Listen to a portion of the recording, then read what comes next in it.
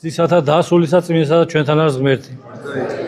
გილოცავთ ყველას დღევანდელ დღეს, დღევანდელი შევთხოვოთ უფარსო, დღევანდელი ჩვენი გარკვეული აი ჟამის წირვა რა კაი გამოთქმა არის. ჩვენი ამ ქვეყნად დროიდან გარკვეული ჟამს წირავთ უფალს და მადლობა ამისათვის, რომ ამის საშუალებას გვაძლევს. ისევ და ისევ იმისათვის, რომ ვიფიქროთ საკუთარ თავზე, საკუთარ სულის ცხონებაზე, საკუთარ სულის გადარჩენაზე.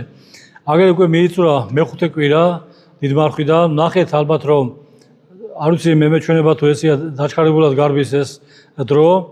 თითქოს გუშინ დაიწყო დიდი წინა მარხვა და აგერ დღეს უკვე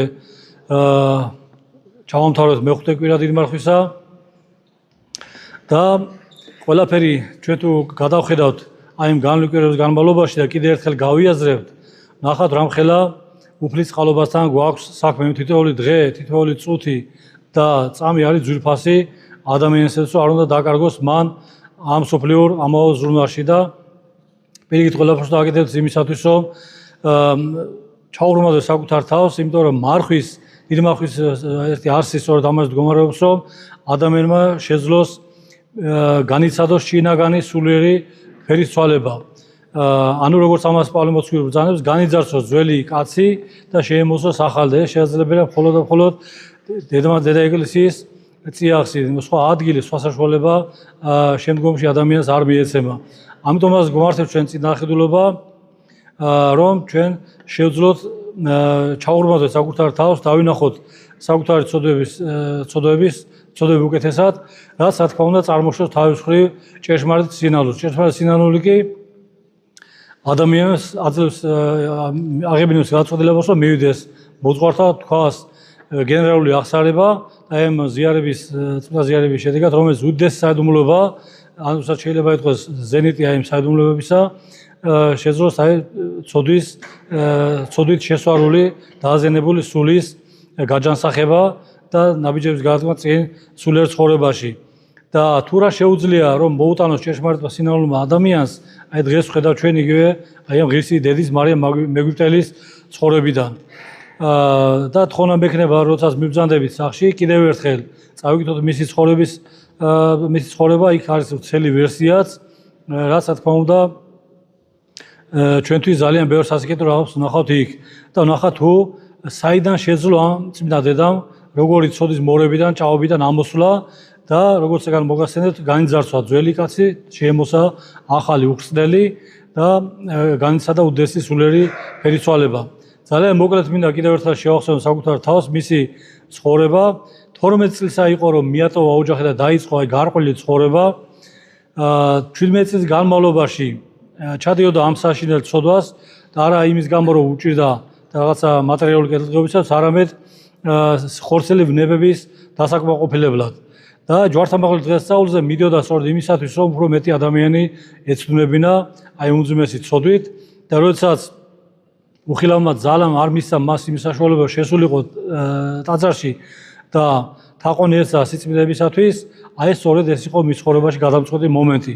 ის დაუფიქრდა და როგორც თავის დროზე უძღებმა შვილმა მიიღო გადაწყვეტილება, რომ მიატოვებდა ზურგში აქცევდა ძველ ცხოვრებას და დაბრუნდება მამიწიაში, ასევე აი წმინდა დედამაც მიიღო გადაწყვეტილება ცრებელების თხოვა დედა ღვთისმშობელს უფალს, რომ თუ კი მიცემდა და გახდებოდა ღირსი იმისა, რომ შეებიჯებინა წმინდა ტაძარში და მოელოცა,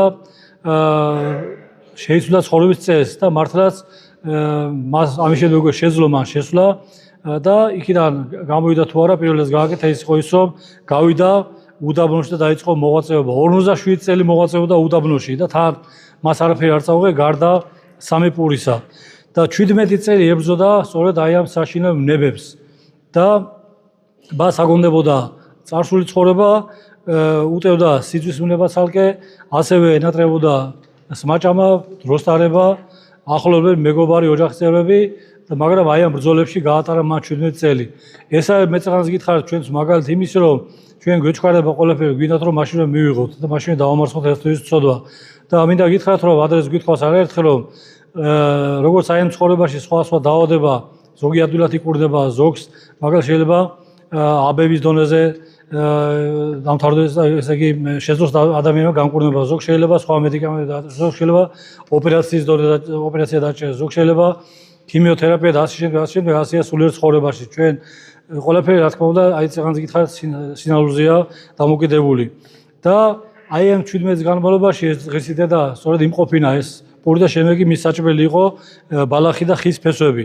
და მან კიდევ მინდა ამას ხაზი გაუსვა, შეძლო ეს სწორედ ლოცვით, მარხვით და ჭეშმარიტი სინალული და მიაღწია იმხელა სულიერ წარმატებებს იცით თქვენ როდესაც ღირსი მამა ზოსიმე შეხვდება მას და შეხედავს ნახეთ როგორ ის ლოცვის დროს მაღლდება ზეცად. აი შეუძლია ჭეშმარიტ სინალულს. და არის სწორედ ანუ ჭეშმარიტ სინალული არის ის სწორედ ის უმთავრესი სათნოება და ღირებულება, რომლის შედეგადაც შეუძლია ადამიანს რომ მიაღწიოს სულიერ წარმატებებს. და მთავარი ამასთან დაკავშირებით არის სწორედ საკუთარი ნება, თითოეულ ჩვენთაგან საკუთარი ნება და რა თქმა უნდა ამას ერთად ღვთის მადლი. საუკუნეების განმავლობაში თუ ჩვენ თვალს გადავავლებთ ეკლესიის ისტორიას, ყოველთვის და მათ შორის დღესაც არის ხოლმე დავა სხვადასხვა ამსარებლებს შორის, რომ რითი მართლება და ცხონდება ადამიანი.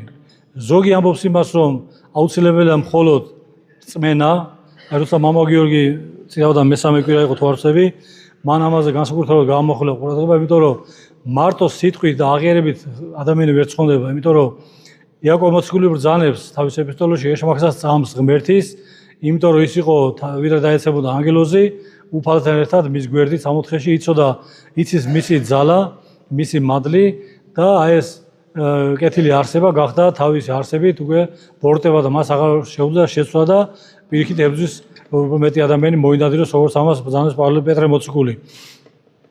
სიტყვასთან ერთად აუცილებელია საქმე, იმიტომ რომ სიტყვა და საქმე ეს არის სწორედ ჭეშმარიტ რწმენის ძირითადი ნიშნები. რა თქმა უნდა, აქ საუბარია ჭეშმარიტ რწმენაზე და ჭეშმარიტ კეთილ საქმეებზე. მაგალითად იყო ესეთი პელაგიანელთა სექტა, რომელიც მიიჩნეოდა, რომ ცხონებისას საჭირო იყო მხოლოდ და მხოლოდ ადამიანის ნება. იყო სხვა სექტები, ლუთერო კალვინისტების ერესი, რომლებსაც მიაჩნია, რომ ცხონება მხოლოდ ღვთის მადლით მიიღწეოდა. ესე იგი ადამიანის ნების გვერდის ავლით. და რა თქმა უნდა, ეს ორივე შეხედულება საფუძველში არის მცდარი. იმიტომ ჭეშმარიტი მართლმადიდებელი ეკლესიის სწავლებით კი ჭეშმარიტება სწორედ იმაში მდგომარეობს, რომ ნება და მადლი ერთად ამართლებენ და აცხონებენ ადამიანს. რომ მადლი ყოველთვის საჭიროა, ხოლო ნება ყოველთვის თავისუფალი, იმიტომ ადამიანის თავისუფალი არსებაა და გადაწყვეტილებას იღებს თვითონ. უფალიც ვერ და არ ერევა ადამიანის გადაწყვეტილებაში. სწორედ ამიტომაც ბრძანებენ მამამები, რომ ადამიანური ნების თავისუფლება და ღვთაებრივი მადლის შემწეობა არის ის ორი ფრთა, რასაც შეუძლია ადამიანი აიყვანოს ზეცად სამოთხეში. რომელსა ნებას შემდგომად შემდა ბრძანებს ამას უფალი მათეს სახარებაში უარყავ თავითვისი და შეუმედგეთ მე. ესე იგი აი ეს არის სწორედ თავისუფალი ნება ადამიანს, საკუთარ თავის უარყოფა და გადაწყვეტილების მიღება, რომ შეუდგება თუ არ შეუდგება უფალს. იოანეს სახარებაში კი მაცხოვრი ბრძანებს, რომ თვინიერ ჩემსა არ არის ძალგიც ყოფა არცა ერთი. ეს კი არის აუცილებელი მადლის გამოვლენა უფლის მხრიდან. როგორც ნეტარი ავგუსტინე ბრძანებს, ღმერთმა თუმცა კი შექმნა ადამიანი, მაგრამ ადამიანის გარეშე, მისი ნების გარეშე მას არ ძალუს მისი ცხონება. წმინდა გრიგოლ ღვთისმეტყველი კი დაზესო ცხონება ჩვენგან და ღვთისაგან უნდა მომდინარეობდეს. ოქროვ პირი კი ბრძანებს, რომ მადლი თუმცა კი მადლია, მხოლოდ სურვილს აცხონებს. ესე იგი ადამიანური ნება და ღვთაებრივი მადლი ეს არის ჩვენი ცხონების საქმეში უმთავრესი მომენტი და ავსებენ ერთმანეთს. მადლი იწევს, ნება კი მას უნდა დაემორჩილოს. მადლი ღვთისა მიდის წინ, ადამიანური ნება კი მას კვალდაკვალ უნდა მიხვებოდეს. ეს ყველაფერი კი ნიშნავს იმას, რომ ღმერთი ყველას უხმობს სინანულისაგან, რომელსა როგორც ამას ბრძანებს პავლე მოციქული ტიმოთეს მიმართ ეპისტოლეში, რომელსა ანუ ღმერთს ყოველთა კაცსა ნება ცხოვრება და ჭეშმარიტებისა მოსვლა. მაგრამ თავარი როგორც უკვე აღნიშნეთ, ადამიანსაც უნდა გააჩნდეს სინანული და სურდეს ცხონება. წინააღმდეგ შემთხვევაში ყველაფერი შეიძლება დამთავრდეს მძიმე შედეგით. ესე იგი, თუ კი ადამიანი დიდი ხნის განმავლობაში ჯიუტად იმყოფება აი ცოდვაში, ცოდავს და მაშინ უკვე რა თქმა უნდა ეს ორი ფრთა როგორც მე წეგან მოგახსენეთ უკვე სუსტება დროთა განმავლობაში და აღარ შეუძლია რომ გააკეთოს შეასრულოს თავისი მისია. და ცოდვაში დიდხანს დაყოვნებისაგან, რატო? იმიტომ რომ ცოდვაში დიდხანს დაყოვნებისაგან ადამიანური ნება სუსტება და უკვე ადამიანის ადამიანს აღარ სურს უბრალოდ აი ცოდვების მინებება, იმდენად რამდენადაც უკვე აღარ შეუძლია ჩვევას თავი დაანებოს, იმიტომ უკვე ჩვევაში გადაზრდილი ეს თუ ის უნებათო ცოდვა. და ასეთ შემთხვევაში ღმერთს, რა თქმა უნდა, უკვე აღარ სურს ცოდვები მოგვიტევოს, ვარც მოგვიტევოს, იმიტომ რომ ადამიანსაც ამ დროს უკვე აღარ სურს ეს და რა თქმა უნდა, ეს არის ყველაზე საშინელი მდგომარეობა. ესე იგი, აი ამ ასეთ სიტუაციაში ადამიანის მხრიდან ამ დროს წარმოჩნდება მოუნანიებობა, ხოლო ღვთის მხრიდან კი დატევებულობა. ამგვარად თუ კი ადამიანს არ უნდა მონანიება, სანამ შესაძლებელია, მაშინ ნამდვილად დადგება ის დრო, როცა ამას მოისურვოს, მაგრამ უკვე იქნება გვიანი და ვეღარ შეძლებს ორი მიზეზისა გამო. პირველი რომ მას მიატოვებს უკვე ნება, როგორც გითხარით უკვე იდენად ჯვარსა და რბილშია ცოტა გამჟღარი რომ მას უკვე ვეღარ ელევა და მეორე მიატოვებს ღვთის მადლი. და მიხვიდე ჭეშმარიტ სინანულამდე ეს არის საკმაოდ რთული. და რატომ? იმიტომ რომ ცოდი დაცემის შემდეგ ადამიანური ნება უკვე მიდრეკილა უფრო მეტად ბოროტებისაგენ, ამ მატერიალურ სამყაროსაგენ, წარმავალისაგენ, ვიდრე ღმერთისაგენ და ვიდრე იმისაგენ, რომ მან იცხონოს საკუთარი სული. ის სიკეთეში უფრო ძნელად მაღლდება და პირიქით სულ იოლად ვარდება ბოროტებაში. როცა და ძალიან ხშირად აი უფალიც ამიტომ ბრძანებს, რომ როდესაც ადამიანი აყონებს ან დაძლევს მაგალითად ეს ერთი უკიდურესობა, მე რაც გითხარით, მეორე უკიდურესობა კიდევ ის, რომ როდესაც რაღაცას შეძლებს დაძლევს, მოინანიებს და მალევე უბრუნდება იმ წარსულ ცხოვრებას და წარსულ ცოდვებს. ეს რა თქმა უნდა მეორე უკიდურესობა და უფრო დიდი უბედურება არის. როდესაც სოდომ გომორი იწოდა, ღმერთმა აი ამ უდესი წარსაცმელი იცით რომ გამოიყვანა მხოლოდ გადაარჩინა ლოთის ოჯახი, იმიტომ რომ ისინი აი ამ სოდომ გომორში გარყვნილების ბუდეში ცხოვრობდნენ პატიოსნად. შეინარჩუნეს იგი ღირსება და პატიოსნება და უფლის რწმენა. და ანგელოზები ნახეთ, გახსოვთ თქვენ ასე უნებიან ლოთს, რომ ცხონებით იცხონე შენი სული, ნუ უკურ მოიხედა უკუღმართ. თად კერძო ილტოდე, ნუ უკვე თანა შეეპრა. ესე იგი, იმ თავს ხომ ხედავ ეუბნება ანგელოზი ლოთს, მისკენ გაიქეცი, რათა გადარჩე, ისრაფე და უკან ნუ მოიხედავ. ნუ მიბრუნდები, რამე თუ არის საფრთხე იმისა, რომ ბოროტება დანახულით ყოლა, გეკვეთება და დაიღუპები. და ლოთმა, რა თქმა უნდა, ეს შეასრულა, სამაგეროდ არ შეასრულა ლოთის ცოლმა. არ დაემორჩილა აი ღვთაებრივ ბრძანებას, მიიხედა უკან, რის გამო ეხ კაც მარიცის, შეიძლება ინტერესის გამო, შეიძლება მაინც ვერეთ თუ არ ეთმობოდა ის წარსული ცხოვრება და იმ თავისი იმ ქალაქის მიტოვება თუ სახკარის და იცით რომ გადაიქცა მარილის შვეთად. და ლუკას სახარებაშიც მაცხოვარი აი ამ მაგალითს გვაძლევს ცნებად, რომ მოიხსენეთ ცოლისამის ლოთისა. როგორც უკვე გითხარით, როდესაც რაღაცას მივახცევთ, აღარ უნდა მივიხედოთ უკან, უნდა ეცევს ადამიანი, უკან აღარ დაუბრუნდეს. მაცხოვარიც ამას ეუბნება ყველა ადამიანს, როდესაც ვისაც კურნავს, რომ წადი და აღარ ცოდო. და ასევე სახარებაში ბრძანებს, რომ მხოლოდ ღორი უბრუნდება თავის ბოდიში და აი ნარწყევს. ამიტომ არის რომ უნდა უდესი წინდახედულობა სულიერი სიმხნევის გამოჩენა გვმართებს ჩვენ. და უნდა გვახსოვდეს ყოველთვის ეს მაგალითი, რატო? იმიტომ რომ მთელი დედამიწა დღეს ხედავთ ჩვენ როგორც ცოდვის ალშია, ესე იგი გახოვული და ცოდვის მორევით რეალებს ყველგან და ამიტომ გვართოს უდესი სიფხლის გამოჩენა, ჩვენ და უნებურად თუნდაც ნებსით უნებლიეთ არ აღმოჩნდეთ აი ამ მორევში, საიდანაც გამოსვლა იქნება რთული და შეიძლება შეუძლებელიც კი. ამიტომაც ადამიანი უნდა ისწრაფდეს სწორედ ქრისტიანული სათრომებისა და სახარებისეული სრულყოფილებისაკენ და უკან აღარ უნდა იხედებოდეს, როგორც უკვე ამის შესახებ მოგახსენეთ. ეს არის სწორედ ღვთის მადლის მოწოდება, მაგრამ სამწუხაროდ ადამიანური ნება ხშირად ყურს არ უგდებს აი ამ მოწოდებას და პირიქით მოქმედეს უფლის მცდელობების საპირისპიროდ. ის გამოც ხშირად აღმოჩნდება ხოლმე უფრო მძიმე მდგომარეობაში. ზოგს ყველა ჩვენი სიზუსტეები გვაქვს და გაგვაჩნია. ზოგს შეიძლება ლამაზსახი იტაცებდეს, თუ კი მიბრუნდება ლამაზსახისაგან ჩათვალეთ, რომ მაშინ გი აღეგზნება ხორცელებნება, ვიღაცას მატერიალური ასე ჭალებში ფული და სიმდრე იზიდავს და მიიხედავს მისკენ და უკვე ვარდება ვერცხლის მოყოლებებაში, ვიღაცა მიბრუნდება დიდების მოყოლებებისაგან, ვიღაც პატივი, დიდება, თავმდაბლობა უნდა და ექცევა დიდების მოყოლების ნებაში და ასე შემდეგ და ასე შემდეგ. ამიტომაც გვმართებს, როგორც უკვე გითხარით, უდესი სიფხლის გამოჩენა.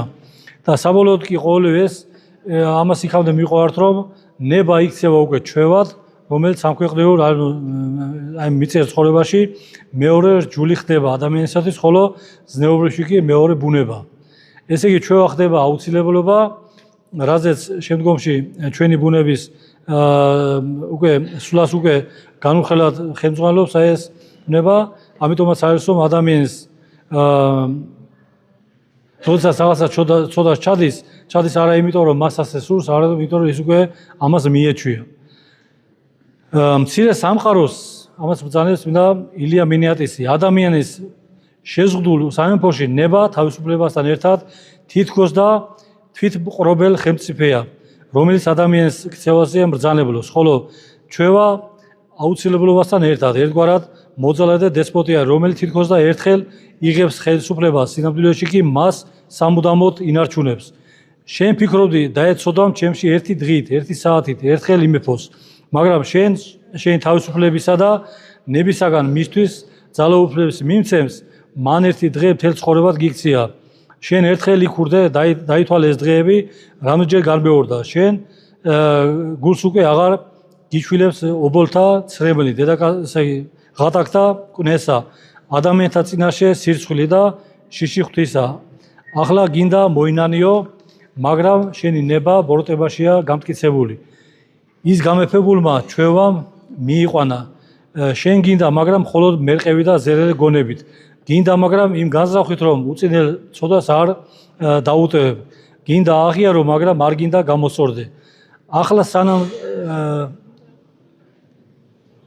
დარიგებას ისმენ, შენი გული რამდენადმე რბილდება, იღვრება ცერმელებად, მაგრამ რაც უჩიაც გახვალ ეკლესიიდან, გული მაშინვე გისასტიკდება ბოროტებით. წმინდა აღდგომამდე ინანიებ, რომ შესწოდე, აღდგომის შემდეგ კი იმას ინანიებ, რომ მოინანიე. ბაგებში ჯერ კიდევ წმინდა საიდუმლოებით კვლავ შენი უწინელი ლაფისაგენ ბრუნდები. ეს არის რა თქმა უნდა მწარე რეალობა და სწორედ ამიტომაც არსებობს მარხვა, ამიტომაც არსებობს დედა ეკლესია, რომ ჩვენ რითი დავიწყებით დავამთავრო, შევძლოთ განძარცვა ძველი კაცისა, იმიტომ რომ სხვანაირად შეუძლებელია სასუფეველში ადამიანის შესვლა. ერთი ცოდაც კი რო ქონდეს ადამიანს, ის გამორიცხულია მისი ცხოვრება. ამიტომ რაც ჩვენზეა დამოკიდებული და ჩვენზე ძალიან ბევრი რაღაც არის დამოკიდებული, პირველ რიგში ეს არის საკუთარი ნება, სწორედ გამოყენება იმ უდესი ნიჭისა, საჩუქრისა უფლის მხრიდან ხედელობაში მაქვს თავისუფალი ნება, თავისუფალი არჩევანის ნება, იმდეს უდესი მადლი და წყალობა ღვთისაგან, რომ გამოიყენოს სწორად. სამწუხაროდ დღეს პირიქით ხდება ეს ყველაფერი, იმიტომ რომ ეს თავისუფლება ნება არ ნიშნავს იმას, რომ აკეთო ის, რაც შენ გინდა. როცა არჩევანს გააკეთებ და შენ ესე იგი უარ სიტყვი იმაზე, რამაც შეიძლება შენ დაგყობოს და გააკეთო არჩევანი უფლის მცნებების სასიკეთოდ, რა თქმა უნდა, აი იქ ადამიანს ვლინდება ადამიანის ღირსება და აი იქ არის უკვე ადამიანის საწინდარი და გარანტია, რომ ადამიანი გადარჩეს და ცხონდეს. ღმერთმა შევაძლებს ყველას და მე რატო დავიწყე წმინდა დედის მარიამ მეგვიტელეს ცხონებით, რომ მან ეს შეუძლებელი შეძლო თითქოს აი ჩვენი გადმოსახედა, იმიტომ რომ არაფერი შეუძლებელი არ არის, თავარია მონდომება, იმიტომ რომ შეუძლებელი კაცთაგან შეიძლება ღვთის მიერ. როგორც წმინდა ღირსი დედა მარიამი მიიღო, ჩაიხტვა გულში და მან მიაღწია იმხელა სრულყოფილებას, რომ აგერ წეღანს მოგახსენე ჰაერში მაღლდებოდა, ფაქტორად მისდულობის ძალას წვეთდა, ასევე შეუძლია თვითონ ადამიანს. იმიტომ რომ თავარია დაზღვეული, რა თქმა უნდა, არავინ არაფრისგან არ ვართ. ლოცვებში ეს დილის ლოცვებია, საღამოს ლოცვებია, ზიარებისგან ლოცვები და ამ შემდეგ სწორედ ახშიათ გვესმის, რომ ნეფსი და უნებლიეთ ჩადენილი ცოდვები. უნებლიეთ, ანუ გაუფრთხილებული შეიძლება ყველას რაღაცა შეგვემთხვას, მაგრამ არ უნდა ჩავარდეთ უიმედობაში და ყოველს უნდა გქონდეს იმის იმედი, თუ კი ჩვენ მივალთ და მოვინანიებთ უფლის წინაშე გულწრფელად და ჭეშმარიტ სინანულით, ცრემლებით, რა თქმა უნდა, ეს ბევრ რაღაცაზე იქნება მომავალში გადამწყვეტი და დადებითი შედეგის მომტანი. იმიტომ რომ აქვე იმასაც მინდა გაუსვა ხაზი, რომ სინანული ყველა ადამიანს შეიძლება წარმოიშვას. ეხლა ბევრი ამბობს ხოლმე, რომ მე არაში მჭირდება ეკლესია, არაში მჭირდება მოძღვარი, ისაც შემიძლია რომ მოვინანიო, ღმერთს აი შევთხოვ და მაპატიებს. ღმერთი რა თქმა უნდა არის კაცმოყვარე, მაგრამ ამ დროს არის მომთხოვნის და სამართლიანის. და სინანული შეიძლება ადამიანს არ ქონდეს საერთოდ ჭეშმარიტ რწმენა, აი სადაც ჯუნგლებში მცხოვრებ ადამიანსაც კი მან არის ხო სიტყვაზე ვიძახი, მაგრამ ისიც კი რაღაცას რომ დააშავებს, თუნდაც შინაგან სინდის მას ამხელს და ადამიანი ამას განიცდის. მაგრამ თავარია რომ მივიდეთ და გადავდგეთ ნაბიჯზე, ეს მოვინანიოთ მოძღვართან. ეს ინსტიტუტი სწორედ უფალმა მოგცა, რატო? იმიტომ რომ უფალი ისმის სწორედ მოძღვრის მეშვეობით, სხვა გზა და საშუალება არ არსებობს. სწორედ ის პრობლემა შეემთხვა იუდას, მას აი სახარებაში წერია, ხო რომ როდესაც ნახა რაც გააკეთა, მივიდა 30 ვერცხლი მიუყარა მღვდელ მოძღვრებს და შეინანაო წერა სახარებაში, მაგრამ მან აღარ მოინანია. და ის კი არა და ესეთ გარდამოცებას არსებობს, რომ მას ორჯერ თუ სამჯერ ჩამოუტყდა ის ტოტი, რაც თავს ირჩობდა, არღავანის ხე. და ესაც იყო ნიშანი იმისა, რომ უფალი იქაც კი აძლევდა საშუალებას, იქნება ერთხელ რომ ჩამოგიწყდა ეს თოკი თუ ხე რომ ჩამოწყდა, იქნება მაშინ მაინც მოსულიო გონს და მისულიყო და ეთხოვა პატიება მაცხოვრის, რომელიც რა თქმა უნდა მიუტევდა, მაგრამ ეს არ გააკეთა. აი როგორც გითხარით, ის იყო გაჯიქებული აი წოდაში იმდენად, რომ მას აღარ უნდა იმდენად უიმედობაში ჩავარდა. იგივე დაემართა უფრო ადრე ჩვენს უდეს წინაპრებს ევას და ადამს და ევას, რომელიც ასევე არ მოინანიეს და აი სწორედ აი ამ შედეგს ვიმკით დღეს თითოეულ ჩვენთაგანი. და მათ შეცვალეს ერთი მცნება დაარღვეს, სხვა ამიტომ რაფერი არ დაურღვევიათ. მე წაღანს გითხარით, რომ ამიტომ უნდა ეცადოთ, რომ იმის ნუ გვექნება ის იმედი, რომ ჩვენ აი რა არის, მოდი რაღაცა ბრჭყალებში ნაკლებ ცოდვას ავირჩიე, პატარა ცოდვას და ღმერთი დანაშენს მაპატიებს და ეს არავითარ შემთხვევაში. არაფერს იმიტომ როგორც არის ღმერთი სრულყოფილი, ასევე სრულყოფილებას მოითხოვს ჩვენგან. და რა თქმა უნდა ეს ურთულესია, მაგრამ არ შეუძლებელი, იგივე აი წმინდა დედა ღირსი მარიამ მაგვიტელის ცხოვრების მაგალითზე. მე დალოცული განყოფოთ, გახარებული განყოფოთ და შეგეციოს ყველას და წმინდა მარიამ მაგვიტელის შემწეობა და მფარველობა არ მოკლოთ თვითონ ჩვენთაგან, სრულიად საქართველოს ჩვენთან არის ღმერთი.